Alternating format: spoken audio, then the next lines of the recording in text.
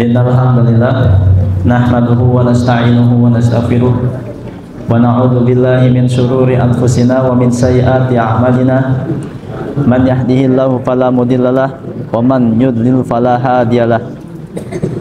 Asyhadu an la ilaha illallah wahdahu la syarikalah wa asyhadu anna Muhammadan abduhu wa rasuluh. Qala Allah Ta'ala fi kitabil karim, ya ayyuhalladzina amanu taqullaha haqqa tuqatih wa la tamutunna illa wa antum muslimun. Amma ba'd, fa inna asdaqal hadithi kitabullah wa khairal huda huda Muhammadin sallallahu alaihi wasallam wa syarrul umuri muhdatsatuha fa inna kulla muhdatsatin bid'ah wa kulla bid'atin dhalalah wa kulla dhalalatin finnar.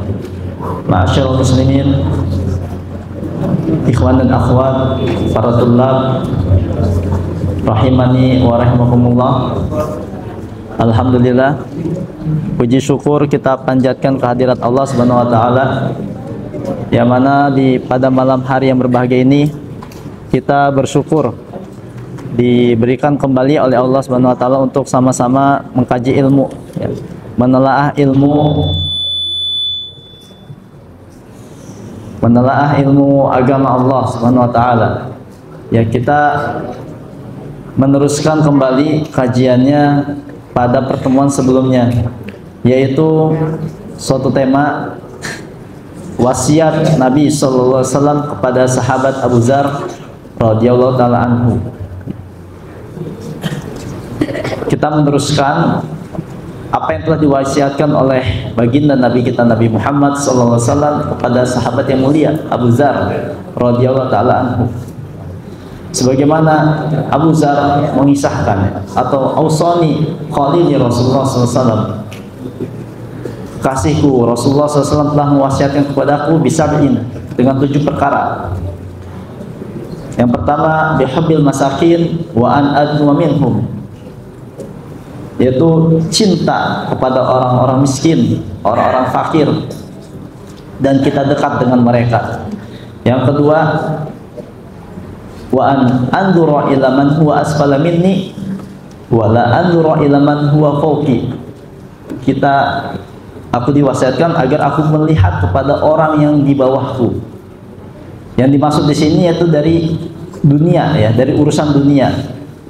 Kalau dalam masalah urusan dunia, kita melihat, kita pandang seseorang yang di bawah kita, baik itu dari sisi ekonomi, pekerjaan, atau yang lainnya. Wala anzura ila man huwa fawqi, dan aku dilarang, ya, diwasiatkan oleh Rasulullah SAW untuk tidak melihat seseorang yang di atasku, yaitu dari urusan-urusan dunia, dari penghasilannya, ekonomi, ya, kemudian jabatan, dan urusan-urusan dunia lainnya. Kalau dalam masalah urusan dunia, kita melihat seseorang itu yang di bawah kita, jangan melihat yang di atas. Fa innahu ajdaru alla tazdaru ni'matullahi alaikum. Karena kata Nabi SAW, kalau kita melihat yang di bawah kita dalam urusan dunia, itu lebih patut dan kita akan lebih banyak bersyukur kepada Allah Subhanahu wa taala. Lebih terasa kenikmatan yang Allah berikan kepada kita. Kita banyak mengeluh ini dan itu, ternyata ketika kita melihat di bawah kita, justru dialah yang lebih sengsara daripada kita. Ya, lebih mengeluh, lebih pantas untuk dikeluh daripada kita. Berbeda dengan urusan akhirat. Kalau urusan akhirat kita melihat yang di atas kita, ya, kita lihat para sahabat yang semangat menuntut ilmu, ibadahnya luar biasa. Kita melihat para ulama juga demikian, dan juga orang-orang yang di sekitar kita yang memang dia semangat dalam mengejar urusan akhirat. Kemudian wasiat yang ketiga, wa an asila rahimi wa in jafani. Aku diwasiatkan untuk menyambung silaturahmi meskipun dia berlaku kasar kepadaku. Yaitu hubungan yang dikatakan silaturahmi itu hubungan kekeluargaan, adanya hubungan nasab kekeluargaan, ya. Baik itu dari keturunan, ya, ataupun dari nasab keturunan atau dari pernikahan. Kemudian yang keempat,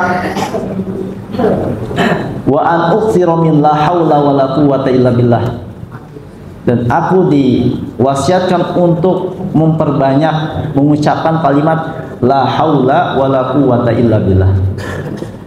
Para hadirin, ikhwan dan akhwat, para tulab rahimani wa rahimakumullah, pembahasan di malam hari yang berbahagia ini kita masuk ke wasiat yang keempat, ya, yaitu wa an uksiro min la haula wala quwata illa billah, yaitu memperbanyak mengucapkan kalimat la haula wala quwata illa billah. Wasiat yang keempat dari Rasulullah SAW kepada sahabat Abu Dzar, ya, meskipun beliau mewasiatkan kepada satu seorang sahabat, tapi yang dimaksudkan beliau itu untuk secara umum. Lafzul khas yuridu bil an, ya, lafadznya khusus kepada satu sahabat, tapi yang dimaksud, yang diinginkan oleh Rasulullah SAW itu untuk seluruhnya, seluruh umatnya. Jadi wasiat ini juga berlaku untuk kita sebagai umatnya Nabi Muhammad sallallahu alaihi wasallam. Mengapa Rasulullah SAW mewasiatkan untuk memperbanyak kalimat la haula wala quwata illa billah? Karena kalimat tersebut memberikan arti kepada kita bahwasanya semua makhluk Allah, ya, itu lemah, tidak memiliki daya upaya. Mereka bisa melakukan ini dan itu, mereka memiliki kemampuan, kemahiran, itu semuanya atas dasar pertolongan yang Allah berikan kepadanya. Jadi pada dasarnya kita ini makhluk yang lemah. Wa khuliqal insanu dha'ifa, kata Allah, manusia itu diciptakan dalam keadaan yang lemah, ya. Hanya saja mereka tumbuh besar, ya, dan mereka memiliki kekuatan, power, kemampuan dan kemahiran dalam suatu bidang. Ini semua atas dasar pertolongan dari Allah Subhanahu wa ta'ala. Sejatinya bukan dari kita ini yang mampu, yang merasa hebat, bukan, tapi ini semuanya dari pertolongan Allah Subhanahu wa ta'ala, ya. Daya upaya kekuatan ini semuanya milik Allah, yang Allah berikan kepada makhluk-makhluknya. Allah Subhanahu wa ta'ala, ya, yang telah memberikan kekuatan, pertolongan, ya. Tidak ada daya dan upaya pertolongan, ya, kecuali dari Allah Subhanahu wa ta'ala. Maka dari itu setiap kita sholat, ya, ada salah satu surat yang menjadi rukun di antara rukun sholat, yang mana apabila kita tidak mengucapkannya maka sholatnya tidak sah, yaitu pada surat Al-Fatihah, pada kata atau pada ayat iyyaka na'budu wa iyyaka nasta'in. Ayat yang sering kita baca berulang-ulang, rutinitas di setiap sholat 5 waktu kita, di setiap sholat sunnah-sunnah kita. Ini memberikan arti bahwasanya kita ini lemah, dan pada lafaz ayat iyyaka na'budu wa iyyaka nasta'in, hanya kepadamu lah kami menyembah dan hanya kepadamu lah kami memohon pertolongan. Jadi sejatinya kita ini lemah. Kemudian juga doa, ya, doa yang telah diajarkan oleh Rasulullah Sallallahu Alaihi Wasallam kepada para sahabatnya, ya, ya, kepada kita, kepada umatnya, yaitu Rasulullah SAW telah mengajarkan kepada kita doa di setiap akhir sholat, ya, fi kulli dubri sholat, Allahumma a'inni ala dzikrika wa syukrika wa husni ibadatika. Doa yang diucapkan, yang disyariatkan, yang disunahkan ketika selesai doa tasyahud akhir, ya, membaca salawat, kemudian membaca doa ini, tasyahud akhir, salawat, dan membaca doa Allahumma a'inni ala dzikrika, ya Allah, aku memohon kepadamu agar aku bisa mengingat kepadamu, tolonglah aku agar aku bisa mengingat kepadamu, wa syukrika, tolonglah aku agar aku bisa merasa atau memiliki rasa syukur kepadamu, wa husni ibadatika, dan aku memohon pertolongan kepadamu agar diperbaiki ibadah kepadamu. Di sini doa yang menunjukkan bahwasanya kita ini lemah, sehingga ada doa-doa yang mana doa ini yaitu meminta, memohon, ya, pertolongan kepada Allah Azza wa Jalla.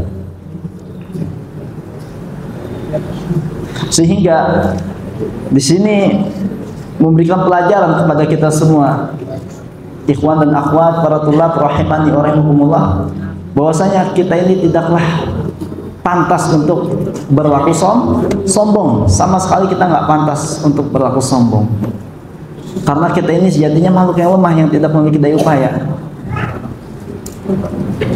Hanya Allah lah zat yang maha besar, yang maha kuat. Innallaha ala kulli syai'in qadir. Innahu qawiyyun. Ya, sesungguhnya Allah itu maha kuat.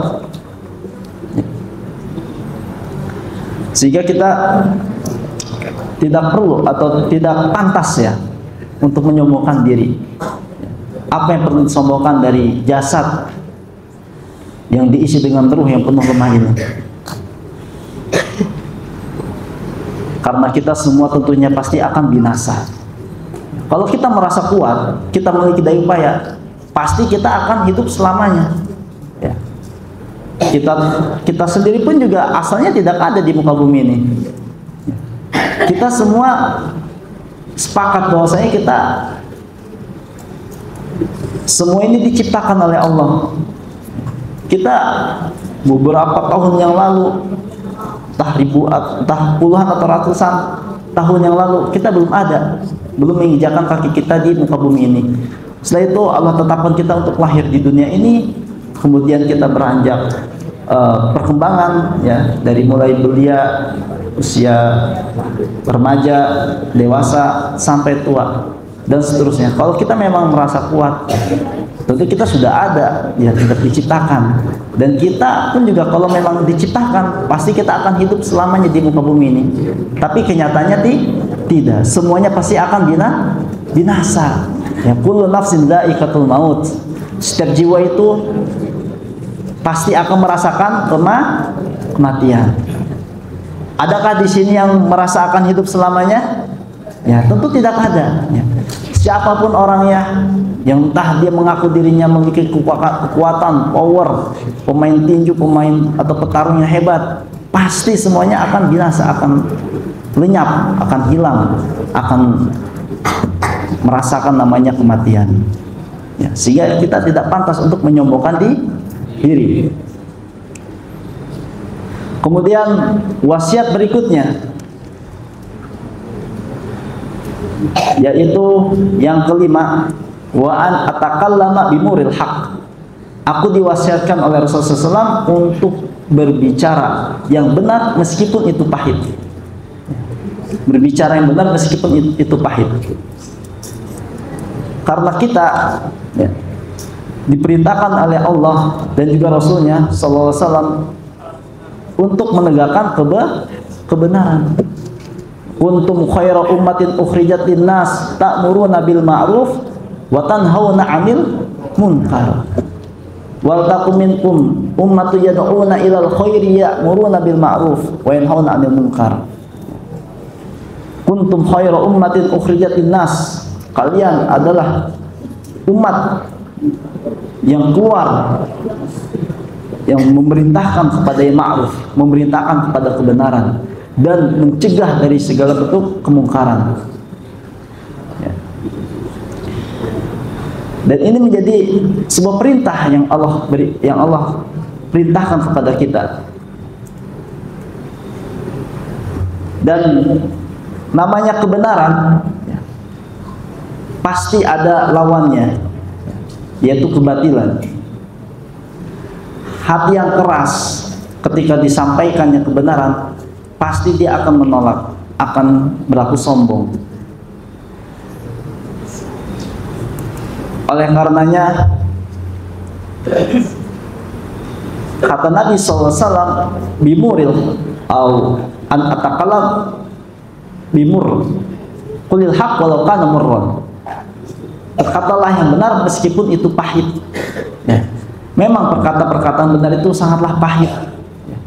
Pahit bagi yang hatinya masih keras, yang masih sulit untuk menerima kebenaran, ya, masih sulit untuk menerima nasihat, pasti akan merasakan pahit. Tapi kalau orang yang sudah merasakan manisnya iman, sudah memiliki keimanan yang tinggi, memiliki ketakwaan yang tinggi, yang dekat kepada Allah Subhanahu wa taala, maka kebenaran yang akan disampaikan dari berbagai manapun arahnya, maka dia akan merasakan manis. Akan merasakan manis. Karena dia yakin bahwasanya agama ini, sebagaimana kata Nabi SAW, ad-dinu an-nasihah. Agama ini dibangun di atas nasihat. Agama ini dibangun di atas saling mengingatkan, ya. Di atas kebenaran. Sehingga kalau kita mengucapkan suatu kata-kata kebenaran, kita merasa diri kita ini tidak terima dan juga bahkan membangkang, menolak, menyombongkan diri, maka hati kita ini perlu dipertanyakan. Rasa keimanan kita ini perlu ditanyakan. Apakah keimanan kita ini benar-benar enggak sepenuhnya kepada Allah Subhanahu wa taala? Benar enggak rasa ketakwaan kita ini dekat kepada Allah Subhanahu wa taala? Dan bagi orang-orang yang menyampaikan kebenaran, maka ini sudah menjadi konsekuensi akan dimusuhi oleh orang-orang yang tidak suka, tentunya akan dibenci, ya, akan dilawan, dan akan diperlakukan yang memang tidak semestinya. Para hadirin ikhwan dan akhwat, para tulab rahimani wa rahimakumullah, jangankan kita yang menyampaikan kebenaran yang akan dibenci, Rasulullah SAW, manusia yang mulia, manusia yang paling utama, mulia di muka bumi ini saja, ketika menyampaikan kebenaran itu dimusuhi oleh umatnya, oleh sebagian umatnya dari kalangan musyrik Quraisy, orang-orang musyrik Quraisy. Beliau dimusuhi, dicaci maki, dihina-hina, dikatakan sihir, dikatakan ahli syair, ya, pendusta, dan segala macam label yang disematkan kepada beliau. Padahal beliau seorang manusia yang utama, yang paling mulia, yang dekat kepada Allah, tapi tetap akan ada perlawanan dari orang-orang yang tidak suka dengan kebenaran. Makanya Allah mengetahui, dan Allah tetap Maha mengetahui, sebagaimana Allah katakan di dalam surat Al-Hijr, "Walaqad na'lamu annaka yadiqu sadruka bima yaqulun." Sungguh kami tahu bahwasanya engkau, wahai Muhammad, dadamu itu sedang sempit terhadap apa yang mereka katakan. Maksudnya apa? Hati, dada Rasulullah SAW sedang sempit, terhimpit karena banyaknya cacian dan hinaan yang disematkan kepada beliau. Sehingga beliau manusia biasa pun juga pasti merasakan kesedihan. Di saat itu beliau benar-benar sedih dan merasakan kesengsaraan, ya, karena banyaknya dari manusia-manusia yang membenci beliau, mencaci maki beliau. Karena apa? Karena beliau menyuarakan, menyampaikan kebenaran berdasarkan dari wahyu Allah Subhanahu wa taala. Sehingga Allah pun memberikan solusi kepadanya, fasabbih bihamdi rabbika wa qum minas sajidin. Bertasbihlah engkau dengan memuji Rabbmu dan jadikanlah engkau termasuk orang yang sujud. Ini salah satu solusi. Ayat ini menjadi solusi bagi kita ketika kita mencapai kebenaran kemudian kita dimusuhi, dicaci maki, dihina, ya, dikucilkan. Maka satu solusi jalan yang akan menjadi hati ini tentram, yaitu apa? Mengingat Allah. Fasabbih, banyaklah bertasbih, banyak berzikir, banyaklah memuji kepada Allah. Niscaya hati ini menjadi tentram. Ala bidzikrillah tatmainnul qulub. Ketahuilah dengan mengingat Allah, hati ini akan menjadi tentram, akan menjadi tenang. Sehingga janganlah merasa sedih bagi orang-orang menyampaikan kebenaran. Sudah menjadi konsekuensi. Pasti orang yang menyuarakan kebenaran, menyampaikan kebenaran dimanapun dan kapanpun berada, pasti akan ada yang memusuhinya. Karena ini menjadi sunnatullah.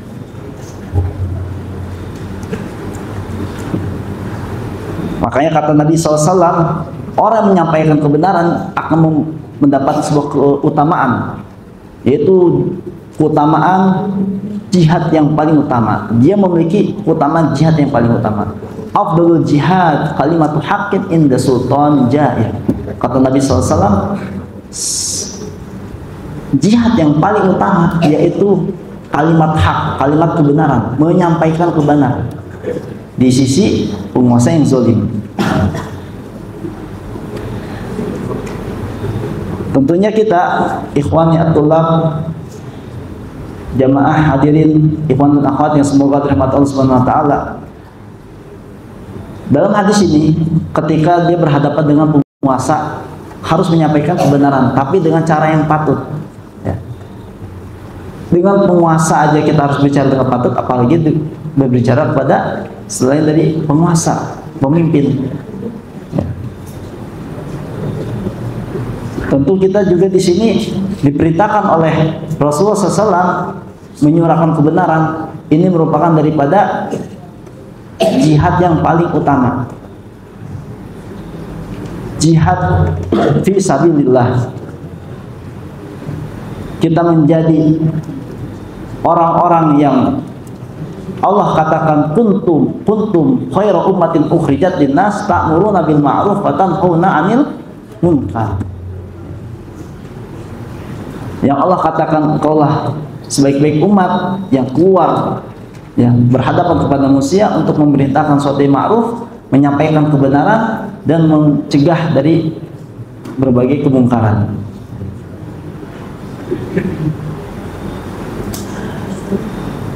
Kemudian jamaah kaum muslimin yang semoga dirahmati Allah Subhanahu wa taala, ketika berlanjut pada hadis yang sebelumnya, afdal jihad kalimat haqqin inda sultan jair. Ya, kita juga berbicara kepada penguasa dengan cara yang patut, menyampaikan kebenaran apabila ada kebijakan dari pemerintah yang memang di sana mengganjal di dalam hati kita atau memang enggak sesuai dengan maslahat. Maka Nabi SAW memberikan solusi, yaitu man arada an yansaha lilis sultan fala yubdihi alaniyah. Siapa saja yang ingin menasihati di sisi pemimpin, menasihati seorang pemimpin, maka janganlah menampakkan secara terang-terangan. Ya. Kita keluar pergi ikut-ikutan demo, ya. Kemudian kita terang-terangan menjadi provokasi, menjadikan pemimpin kita, itu nggak boleh. Karena inilah merupakan ajaran Islam yang sebenarnya diperintahkan untuk menghormati, ya, mentaati pemimpin selama itu dalam kebaikan, dan juga tidak menghina ataupun merendahkan dari pemimpin-pemimpin. Walakin ya'khudhu biyadihi fayakhlu bihi. Akan tetapi kita rangkul tangannya, kemudian kita ajak sendiri, maksudnya dengan tatap mata.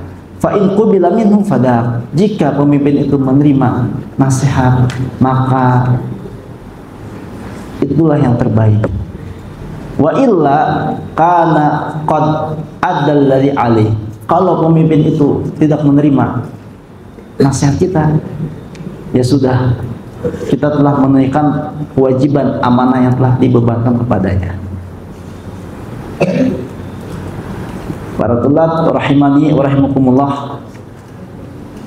Jadi dimanapun antum berada, ya, ataupun kita semua yang ada di sini, di saat kita berada dimanapun, baik itu di pondok pesantren atau di luar pondok pesantren, entah itu berada di pasar, di mall atau di yang lainnya, di seluruh muka bumi ini, mari kita sama-sama menyampaikan kebenaran, mengatakan kebenaran, memerintahkan kepada sesuatu yang ma'ruf dan mencegah dari sesuatu yang dilarang. Kemudian wasiat yang berikutnya, yang keenam, wala ta'khudni fillahi laumatul laim. Dan janganlah takut dengan celaan para pencela dalam berdakwah kepada Allah. Nah, sahabat Abu Dzar diberi wasiat oleh Rasulullah SAW, jangan ada rasa takut untuk dicela, dicaci maki, dihina, dizolimi ketika kita berdakwah di jalan Allah Subhanahu wa taala. Jadi antara salah satu bentuk dakwah kita di jalan Allah Subhanahu wa taala itu menyuarakan kebenaran, menyampaikan kebenaran. Meskipun itu pahit, tapi kita tetap sampaikan. Dan juga menjadi sunatullah bahwasanya akan ada orang-orang yang memusuhinya. Ya, Makanya di sini disampaikan kata Rasulullah, dan janganlah takut celaan. Artinya pasti akan ada orang yang mencela. Nabi SAW aja dicela, dan sudah menjadi ketetapan Allah. Setiap nabi, ya, setiap para nabi dan para rasul pun juga ada musuhnya. Allah berfirman, wa kadzalika ja'alna likulli nabiyyin aduwwan minal mujrimin. Ya, demikianlah kami jadikan setiap nabi, setiap rasul itu ada musuh. Ada musuh dari para pendosa, orang-orang yang jahat. Musuh di sini baik itu dari kalangan musuh tersebut, yaitu yang pertama yang tidak suka dengan dakwah di jalan Allah, yaitu setan, iblis, laknatullah. Yaitu para setan, para iblis, baik itu dari rupa jin dan manusia. Karena setan iblislah yang tidak suka anak cucu Nabi Adam berada di atas jalan kebenaran. Karena dia menginginkan, sudah berjanji, bertekad bahwasanya aku akan la'aghwiyannahum ila siratal mustaqim.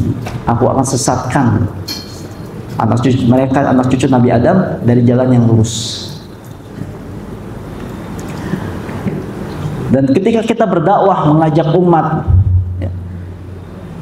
kepada kebenaran, mengajak untuk menuntut ilmu, mengajak untuk beribadah, mengajak untuk tidak berbuat kefasikan, dosa dan maksiat, ya.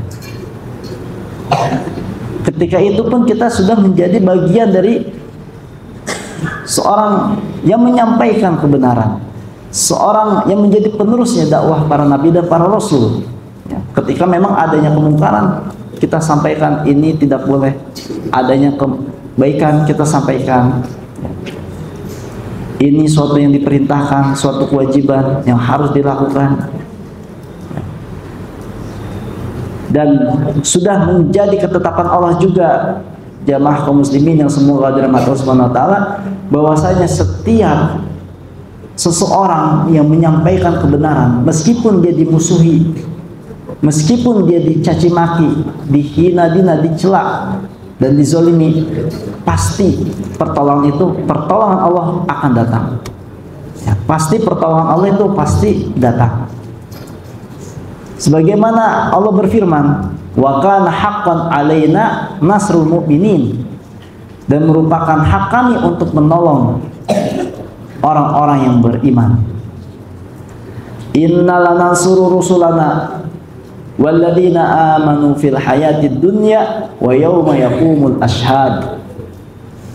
Sesungguhnya kami akan menolong, kata Allah Subhanahu wa taala, para rasul-rasul kami dan orang-orang yang beriman di kehidupan dunia dan pada hari para saksi pun berdiri.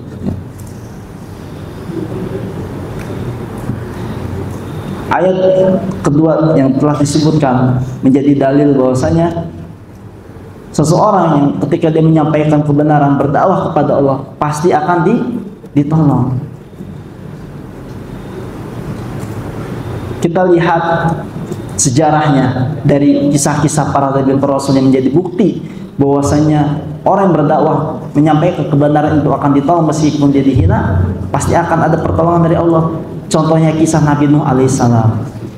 Ketika Nabi Nuh alaihissalam berdakwah menyampaikan kebenaran, ini syirik, tidak boleh menyekutukan Allah, namun banyakkan dari umatnya membangkang, menyembuhkan diri, menghina. Ada sebagian yang menjadi pengikutnya. Ketika itu pertolongan Allah pun datang.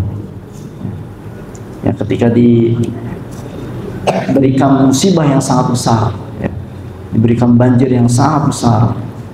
Kemudian kisahnya Nabi Musa alaihissalam yang kita lihat di sini. Nabi Musa alaihissalam menyerukan kebenaran kepada Fir'aun, laknatullah. Namun Fir'aun nambah sombong, ya, membangkang, bahkan ingin dibunuh Nabi Musa alaihissalam. Ketika sudah dikepung oleh bala tentaranya Nabi Musa, oleh bala tentara Fir'aun, ya, Nabi Musa dan pengikutnya telah dikepung, sudah di ujung pulau, yakni di hadapannya itu lautan. Ketika itu pertolongan Allah datang. Langsung Allah binasakan Fir'aun dan juga bala tentaranya, ditenggelamkan di tengah laut. Begitu juga dengan kisahnya Nabi Isa alaihissalam. Ya Allah tolong ketika hendak ingin dibunuh oleh dari kalangan orang-orang Yahudi, kemudian Allah angkat dia ke atas langit. Begitu juga dengan Nabi Muhammad Sallallahu Alaihi Wasallam. Ya. Dalam peperangannya, ya, kebanyakannya selalu dibenarkan, ditolong oleh Allah Subhanahu wa Ta'ala. Jadi ini menjadi bukti kisah-kisah yang Allah abadikan di dalam Al-Quran dan juga dari sabda Nabi-Nya Sallallahu Alaihi Wasallam, bahwasanya pertolongan itu pasti ada dan pasti nyata akan terjadi kepada siapa? Kepada orang-orang yang menyuarakan, menyeru kepada kebenaran, memberantas segala bentuk kebatilan, memerintah kepada sesuatu yang ma'ruf, mencegah dari sesuatu yang mungkar. Dalam tanda kutip, dia berdakwah di jalan Allah Subhanahu wa Ta'ala.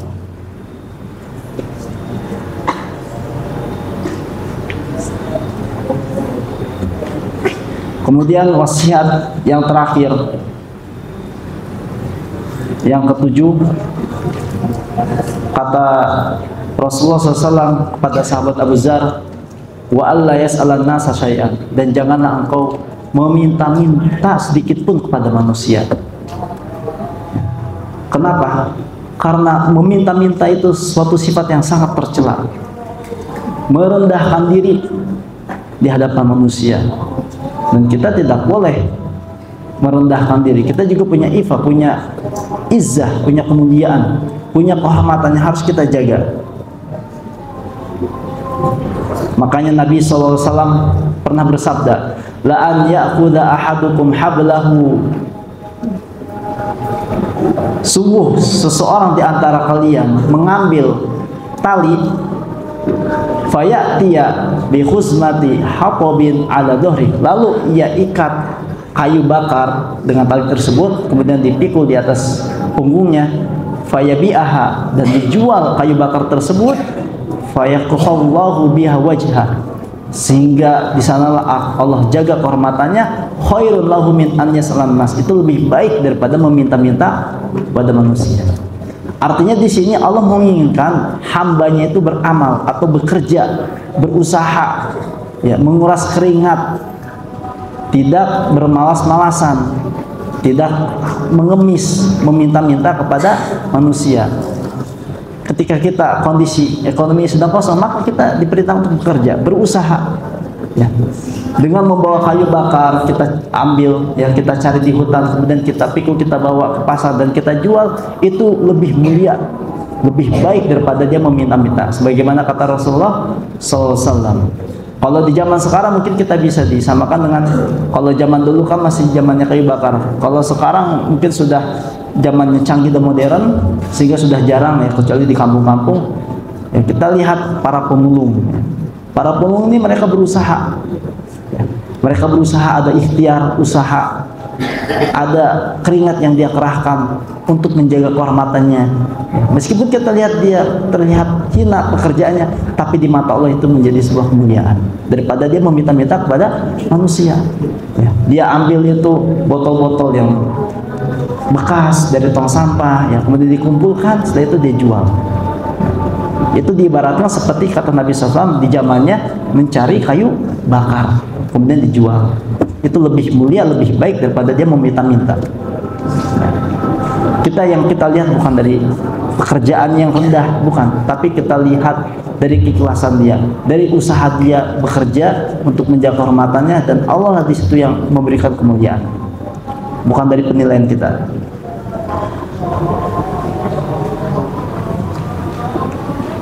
Kemudian ada 3 pengecualian yang kita memang boleh meminta-minta. Sebagaimana kata Rasulullah SAW kepada sahabat Qabisah, ya Qabisah, innal mas'alata la tahillu illa li ahli salas. Wahai Qabisah, meminta-minta itu tidak boleh kecuali pada 3 kondisi ini, 3 macam. Kata Nabi SAW, rajulun tahammala hamalatan fahalat lahul mas'alah hatta yusibaha summa yumsiku. Seseorang yang menanggung hutang orang lain, Kemudian maka dia diperbolehkan untuk meminta-minta sampai dia melunasi hutangnya. Setelah itu kemudian dia berhenti dari meminta-minta. Ini diperbolehkan. Jadi dia menanggung hutang orang lain. Ketika itu dia pasti numpuk banyak beban, ya, pinjaman dari orang lain. Karena dia menanggung hutangnya, maka dia diperbolehkan untuk meminta-minta. Setelah itu sampai dia melunasi hutang-hutangnya, setelah itu dia berhenti, tidak meminta-minta lagi. Itu yang tipe yang pertama. Yang kedua, kata Nabi SAW, wa rajulun asabathu jaihatun ijtahad malahu, seseorang yang dia ditimpa musibah sampai hartanya ludes habis. Umpamanya diberi bencana gempa bumi sampai runtuh, benar-benar runtuh itu rumah sampai semua hartanya habis ludes. Fahalat lahul mas'alah, maka dia diperbolehkan untuk meminta-minta hatta yusiba qiyaman min aishin au qala shidada min aishin, sampai dia telah mendapatkan sandaran hidupnya, maka dia kondisi itu boleh. Ketika dia sudah tercukupi kebutuhan hidupnya, maka sudah stop. Tipe yang ketiga, kata Nabi SAW, wa rajulun asobatu faqatun hatta yakuma salasatun min dawil hija min qaumi laqad asobat fulanan faqatun. Seseorang yang ditimpakan kesengsaraan dalam hidupnya, di hidupnya sengsara, ya, fakir betul, ya, intinya sengsara, udah fakir, berpenyakit segala macam. Kemudian kata Nabi SAW, sampai sehingga ada 3 orang yang berakal dari kaumnya, dia mengatakan, jadi menjadi saksi bahwasanya si fulan ini benar-benar dia telah ditimpa kesengsaraan. Fahalatahu masalah, maka diperbolehkan bagi dia untuk meminta-minta. Ya, kalau di zaman sekarang yang kita kenal dengan donasi, ya seperti itu. Kita donasikan sebagian harta kita bagi orang yang lagi sengsara, yang ditimpa penyakit, seperti itu, ya. Fahalatahu masalah hatta yusiba qiyaman min aishin, maka dia diperbolehkan untuk meminta-minta sampai dia mendapatkan sandaran hidupnya. Ketika dia merasa cukup, maka stop, ya, tidak boleh meminta-minta lagi. Fama siwahunna minal masalah ya qabisoh suhtan, ya, kata Nabi SAW, adapun selain daripada 3 kondisi ini, wahai qabisoh, maka ini hukumnya haram meminta-minta. Yaquluha sahibuha suhtan, dan orang yang meminta-minta, ya, memakan dari hasil meminta-mintanya itu dari selain ketiga kondisi ini, maka dia telah memakan yang haram, kata Nabi SAW. Baik, adapun membangun masjid, yaitu ada dalil yang lain, yang mana kita mengumumkan tentang donasi untuk pembangunan masjid, itu tidak tercela dan tidak termasuk dari siwahunna, yaitu selain daripada 3 ini, karena ada hadis yang lainnya, dan juga dengan fasilitas kemaslahatan kaum muslimin yang lainnya, seperti membangun pesantren dan seterusnya, maka ini tidak masalah. Kemudian ancaman bagi yang suka minta-minta, perhatikan, ya, terutama para tulab nih, yang suka doyanya minta-minta kepada temannya, harap diperhatikan, ya, karena ini menjadi sebuah ancaman yang besar bagi orang yang suka doyanya minta-minta. Kata Nabi SAW, "Oma yazalur rajul yas'alun nas hatta yatiya yaumal qiyamah fi walaysa fi wajhihi muz'atul lahmin."